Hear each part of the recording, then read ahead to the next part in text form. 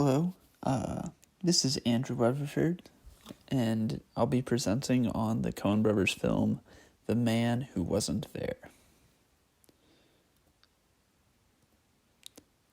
So, this movie premiered in 2001. It's a crime film that centers on Ed Crane, a barber whose wife cheats on him, which ultimately leads to his downfall. The plot basically goes that Ed finds out that his wife is cheating on him with her boss, Big Dave. Ed kills Big Dave out of self-defense when Big Dave tries to kill him for Ed trying to extort him or blackmail him. Ed's wife gets blamed for the murder and arrested, and then the movie goes on, and it's basically Ed's world falling apart around him due to his inability to change or adapt or improvise to his situation, which makes for a great movie. So the way Ed lived is no more. He's thrust into a sticky situation that he brought onto himself but never had any control of. The decision he made to extort his wife's lover backfires and changes the world around him. Ed's failure to understand how the world works is the main reason for his downfall. So, set in stone. So, Ed is a very simple man. He goes to work, he comes home to his wife, he goes to sleep, and repeat. He does that day in, day out. Ed's life before his wife started having an affair was very simple. He didn't do much. Later on in the movie, he says that he was locked up in a barber shop when he's talking, how he describes how his life was before the incident with his wife and Dave happened. He didn't do anything. He didn't go anywhere. He just worked in a barber shop. Very simple man. This is a common theme in Coen brothers films, and I think it's kind of important to bring up. Ed is an unfortunate character. He makes a lot of mistakes. He doesn't come off as the smartest guy, and this is common in Coen brothers films, and it's funny in kind of a sad way to watch him fail.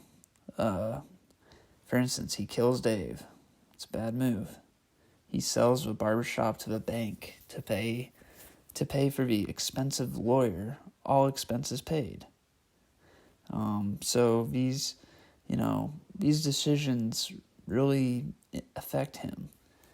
But I don't know, I thought it was just kind of an interesting point that may have to do with him being a quote-unquote simple man. He's also stuck in the past. Ed has lived the same way for the last 50 years of his life. He's easily fooled by the con artist in the hotel room. That was a pretty suspect scheme from the get-go. I thought he fell for it. Hook and sinker. He's old-fashioned. He goes into some store during a film, and the attendant says, "Maybe we can update your suit." And kind of like just kind of a reference to how Ed is old-fashioned and kind of simple.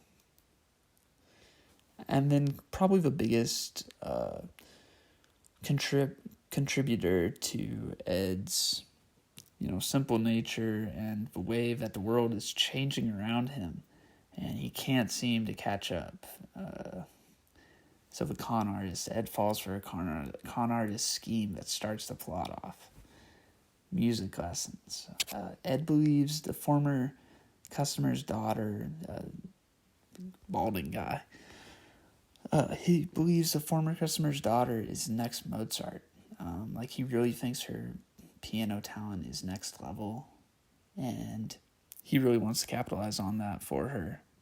But in the end, she's not like French designer, pianist, teacher level good. But I don't know, I thought that's just kind of a good indicator of the way that Ed sees the world. He thinks a lot of things that turn out to not be as big as he thinks they are.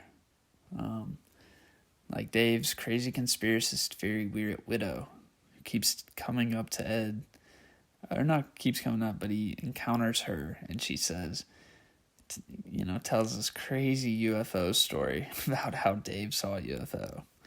And then, sure enough, Ed starts having these dreams about UFOs and having these weird kind of sequence visions. So I would call that confused. Stuff can influence him easily. And then at in tail end of the movie, Ed is charged with murder, unjustly, but he doesn't really defend his case at all. He just goes to jail. He kind of resigns himself to the fact that he's going to go to the chair, and that's how it's going to end. Yeah. Ed's lack of foresight ends up being the beginning of his end. He sees the world changing around him. All these things are happening, yet he fails to change with it.